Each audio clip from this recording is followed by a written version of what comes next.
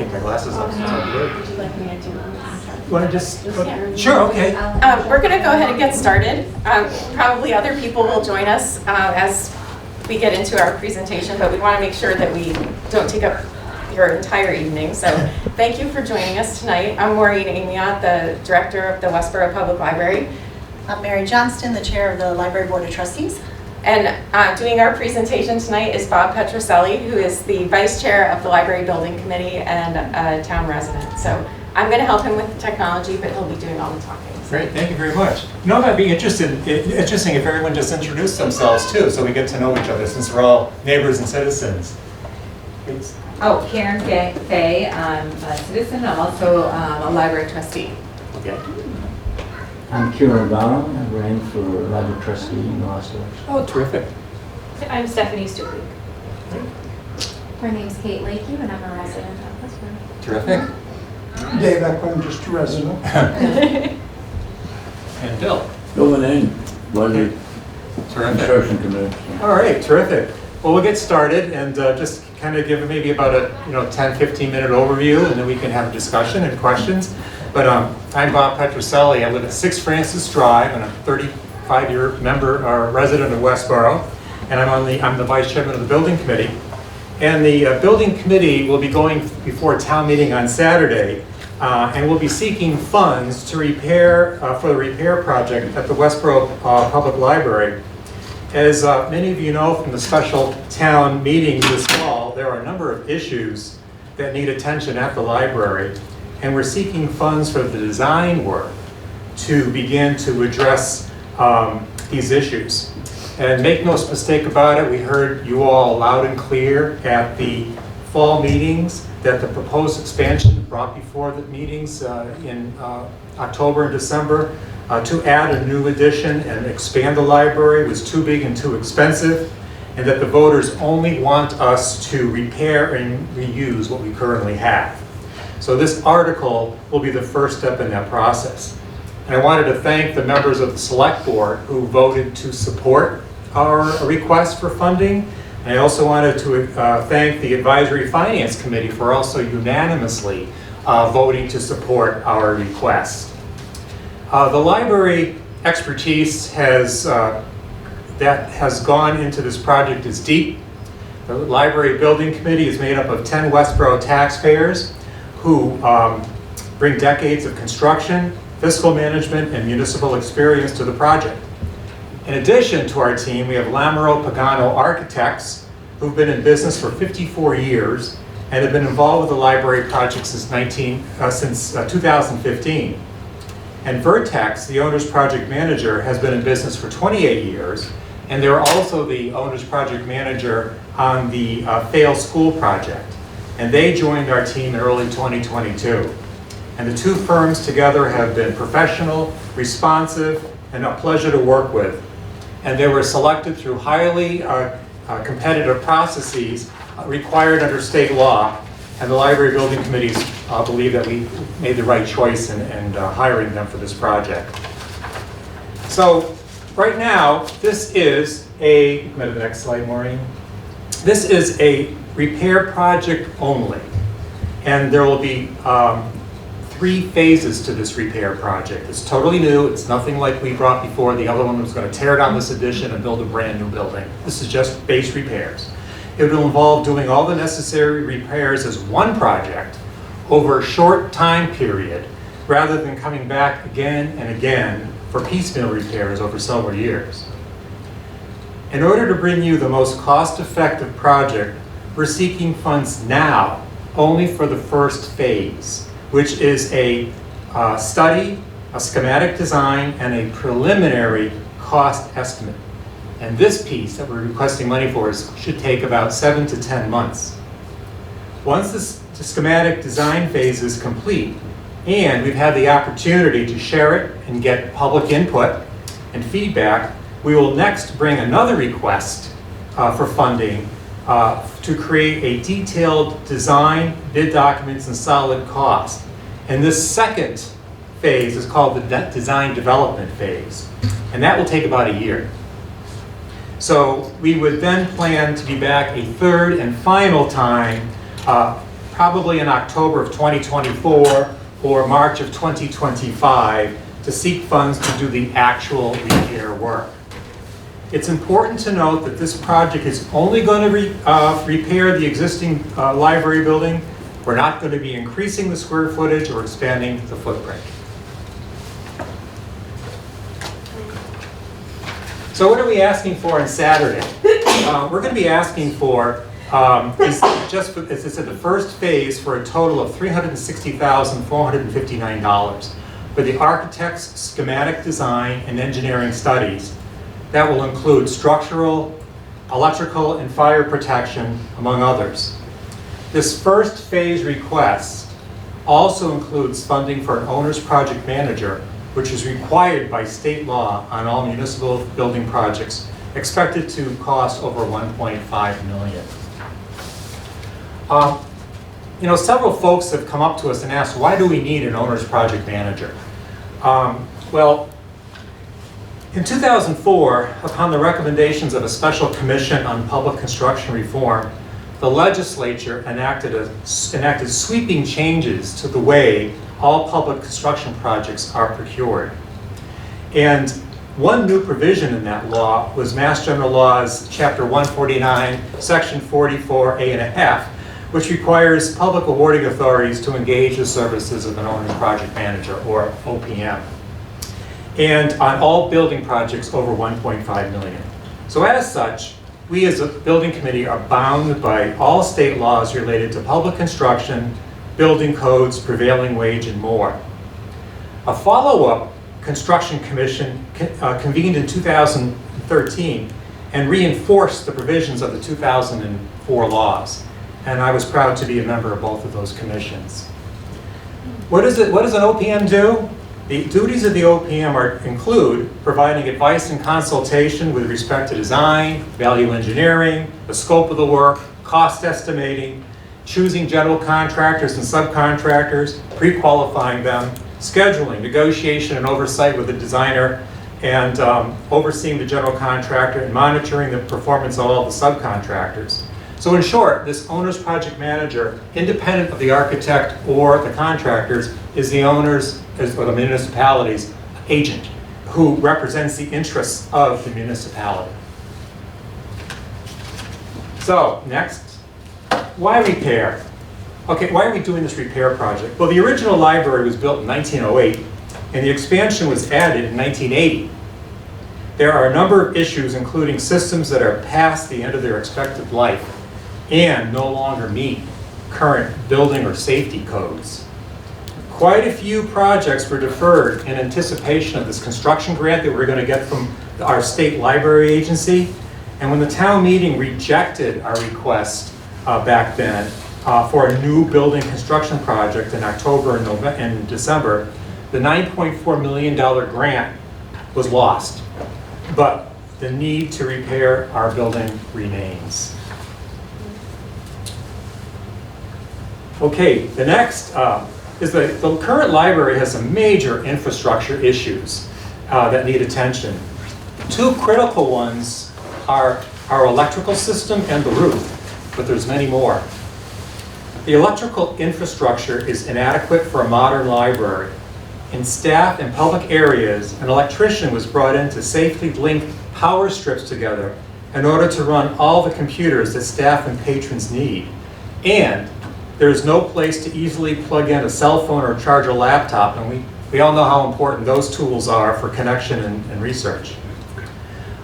There's a photo, this photo here kills me, is a photo of just one of several antiquated light switches that are connected to old knob and tube wiring in the building. And there's several, and I'm not sure if you can find any on the market. They're probably in an antique store. The slate roof on the 1908 original building is original, so it's now 115 years old. Roofs of this type typically last between 100 and 120 years. A full assessment is needed to determine the extent of the repairs or whether replacement is warranted. Many of the tiles are cracked or broken, and the pins that are holding them to the roof are deteriorating.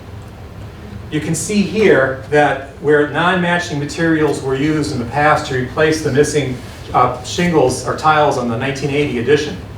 The result is warped tiles that have soaked up water, and they need an assessment to determine whether water is infiltrating into the attic space. The windows in the old building are the old original single pane ones that were installed in 1908. They're rotting and need replacement. The exterior woodwork is held together in places with putty and paint, and the staff and patrons can feel drafts coming in through the frames of most of the windows on the main floor. Heating and air conditioning system. I'm not sure how many people know it, but about 2 weeks after our December town meeting, there was a small fire in one of the ceiling-mounted fan units on the main floor. A patron saw smoke and alerted staff. Staff pulled the fire alarm and evacuated the building.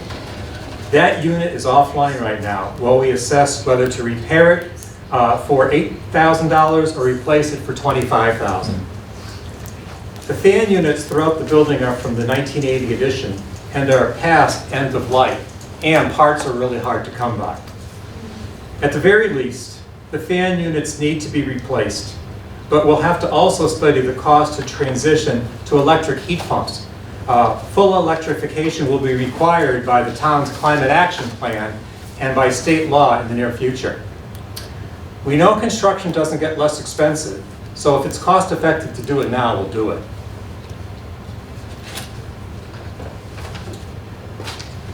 This first phase schematic design study, which this warrant is requesting funds for, will help us determine the complete picture of the work that needs to be done.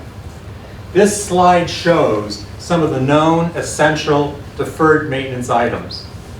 The design team will review all our past studies and will take a deeper look at all the things like the walls, the roof, the windows by doing test borings, poking holes, and removing slate tiles to examine what's underneath. Engineering studies done by the design team will include structural, fire protection, plumbing, HVAC, civil, and landscape. All that data will be reported back to the Library Building Committee and shared with the public. This study will then give us a complete planned approach to fixing the building rather than a piecemeal approach that can be expensive, time-consuming, and extremely disruptive to the patrons. The architects anticipate that defining and documenting the exact scope of the repairs will be a transparent process, including multiple public presentations to raise awareness and gather feedback from the public. Once this happens in 7 to 10 months, we'll come back to town meeting with that data and with a request to fund the Phase 2 design development piece of the project. It's expected that this repair will trigger full ADA compliance along with other codes seen listed here. In conclusion, there are significant repairs that are needed on this beautiful but aging library facility. Many projects over the past 10 years have been deferred with the plan that our state grant would help cover the cost of these repairs. But the grant is no longer available, but our need is still critical. The building cannot continue to operate in its current condition, and funding for this phase of the design work is the first step toward achieving the necessary repairs. We heard the message from town meeting loud and clear in the fall that you want to keep the building as it currently exists and to fix the problems. So voting yes on Saturday on this article will allow us to begin the critical and time-sensitive work. Again, I want to thank the Select Board and the Advisory Finance Committee for voting to support funding or support this warrant. And the Library Building Committee asked for your support on Saturday as well. So we're opening it up for any discussions at this point. Any questions or comments? Thank you.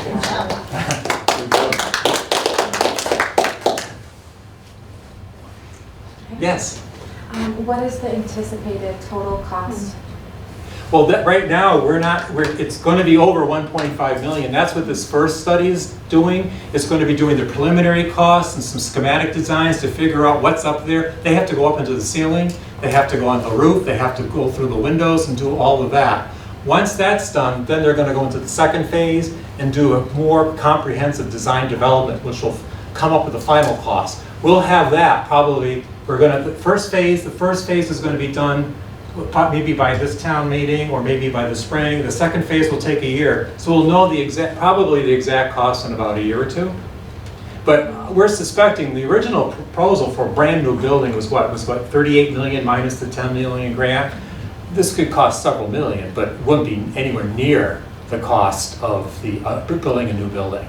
But I mean, that's just my own estimate from in my head. You figure it's going to be over 1.5. But it won't be nearly as much as the original building expansion and construction was. You listed some cost as being, quote, triggered. What's the trigger point and why do you call it that? It's code. In other words, when you reach a certain threshold nowadays, like 1.5 million, you need the owner's project manager. Certain thresholds will require Americans with Disability Act kicks in, which means then you have to go up to all those codes with, safety ramps, elevators, or whatever. Also, all building code. If this building hasn't been up to date, so when you pull a building permit, everything on this building, if it hasn't been done in the past 40 years, it triggers all new, you have to come up to meet the code as if you're building a brand new building. And then also there's these green energy and other types of energy efficiency codes that kick in as well.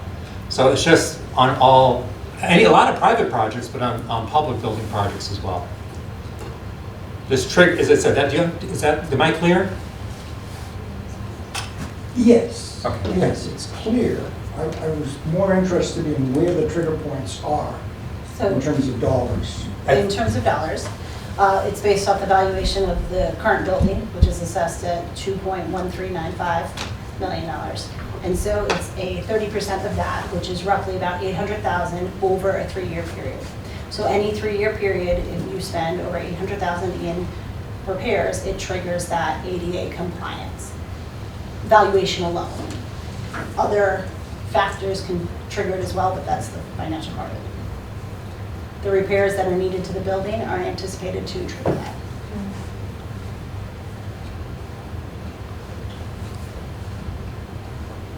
Now, it sounds like these are only the necessary repairs that we can visibly see, so it wouldn't be anything cosmetic per se, or do you anticipate doing anything like that too, like kind of revamping anything or something like that? So we probably will do some cosmetic because we don't want to come back to a meeting room that looks like this. Hands down, yeah. It's kind of dungeon-like. Yeah. So we would, maybe do some cosmetic, but we're going to investigate all of those costs and make sure that anything that we're doing is not excessive, if you will. It'll be refreshed and it'll be nice, but we're not going crazy, if that helps. And someone once compared this too as if, as far as not cosmetic, but if you're pulling an engine out of a car to do a repair on an automobile, and you see that, the windshield wipers in like 6 months are going to need to be replaced. So there may be things that aren't anticipated now, but we may get behind a wall and see that there's a wiring or something that may have to come down. So that's also going to be looked at as well to see if it's, financially feasible or structurally recommended. So we don't know. We have to come back. We have to wait for the design team study. Again, they're going to be looking at fire protection, HVAC, windows, roof, electrical. All that's going to be looked at. Sanitary, yeah. Because remember, when some people goes, well, why didn't the designer? Why couldn't you just use the same type of specs that the design team came up for the other building? Well, they were going to tear this all down and build brand new. So now we're not having a new building. So the design team was only focused on designing a new building. Now the whole focus is reoriented toward, getting up into the ceiling tiles and behind the walls and repairing what's here in this 1980 building. And the same holds true for the 1908 portion of the building. In the old project, that was all being gutted. With it not being gutted, part of what's factored into this phase one is kind of really critical to us knowing information about the project is having the funds to do that testing that I think Bob was mentioning, drilling holes, looking in so that we can get as much information about potential problems in the project that we have ahead of time, so that we'll know more about the costs in phase one. And there were two ways to approach this, the building committee studied. We could have come in a two-phase approach, asked for a larger amount up front to do all of the design, and then ask for the money to build it. But we really felt it was more fiscally responsible to the town to do it in 3 phases, so we can have as much information about what we're dealing with in keeping the building ahead of time, so that we can go back to the town and say, okay, this is what we've learned through all our studies about keeping the building and where we'd like to go forward with it, and then ask for it in 3 phases as well. So that's how we chose this approach. Yeah, you mentioned changing the heating system. So I would think that given the size of the building and just cost, you should have an idea of what that could cost. That's the first part of my question. And the second is, what would be the cost savings going to heat pumps? So that's the information that they're determining with this study. Yeah. So that's why we want this study, so that they can give us options for, this is what it would cost to keep the system you have now and bring it functional. This is what it would cost if you switched over to all electrical. This is what it would cost if you went hybrid. These are the pluses and minuses of all of it, so that the building committee can make a decision. Yeah, I mean, I'm an engineer. Generally speaking, you can scope out costs for something like that. You've got a building of so many cubic feet. You can have an idea of how much energy you need to heat it. Mhm. You know the prices of the system on the market. You know, you can come up with an estimate. Right. We can't do that. Right now, we've hired the owner's project manager and the architect and all their sub-consultants to do that. I don't have that information right now, but I appreciate the question. We'll make sure that we get your information or your question to them. A comment to get to them, because as a homeowner, we just went through this with a relatively new heat pump system. Oh, really?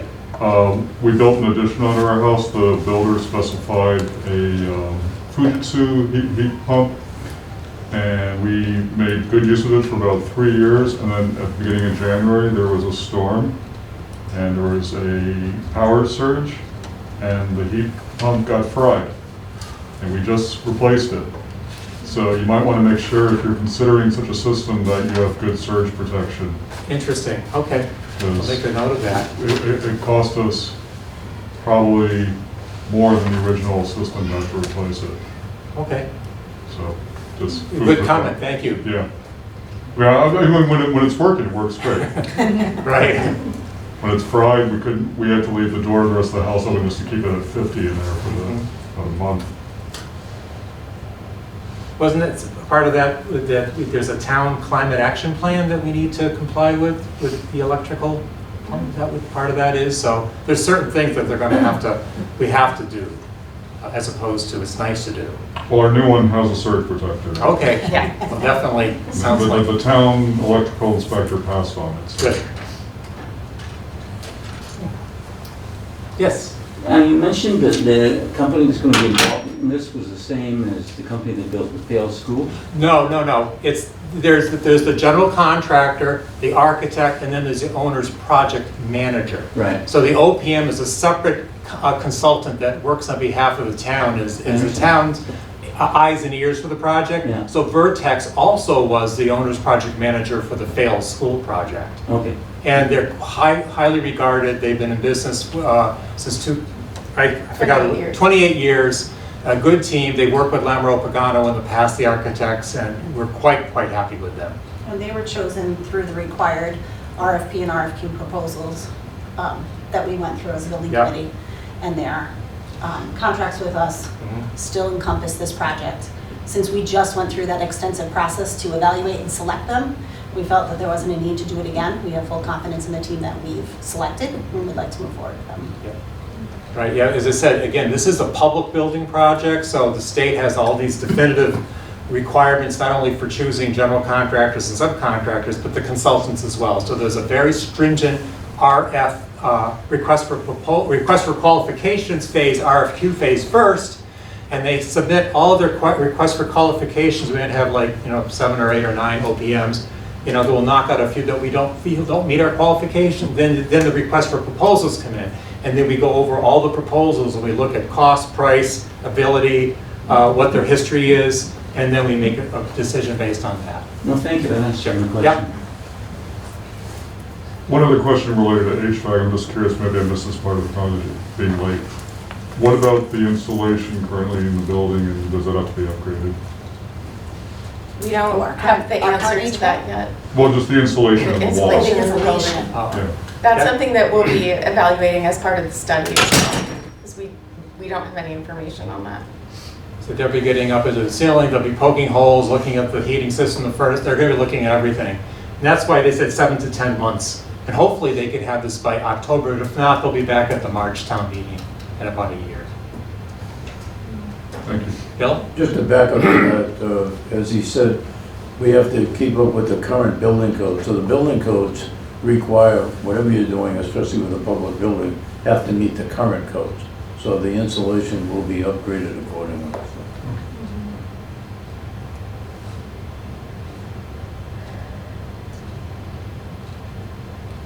So,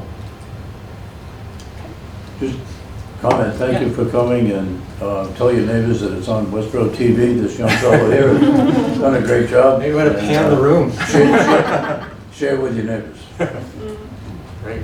Thank you for being Yeah, and if anyone has any other questions after the TV's turned off, please, we're going to be around for a little bit if you want to Yeah. talk afterwards. Dot, did you have something? Well, I'll ask the question to which I know the answer.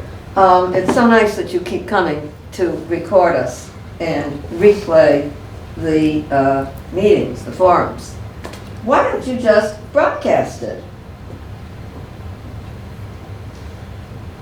Oh, we can't, oh, I'm sorry, Oh. it took me a It's second not to really see anything. where you I were know, going. I know. I think No, the NCAA we're not tournaments are on able- right now. So. Yeah, we're not able to live stream on Westborough TV at this time because we don't have sufficient bandwidth in the building to support live stream.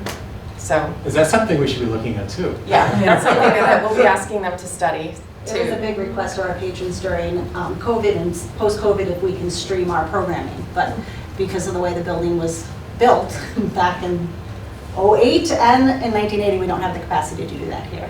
So we, during COVID, if you were in town, several of us did programs from home and live streamed them via like Facebook Live because we had better bandwidth at home than what we were able to do in the building, so, So that will be remediated with this project. yes. Excellent.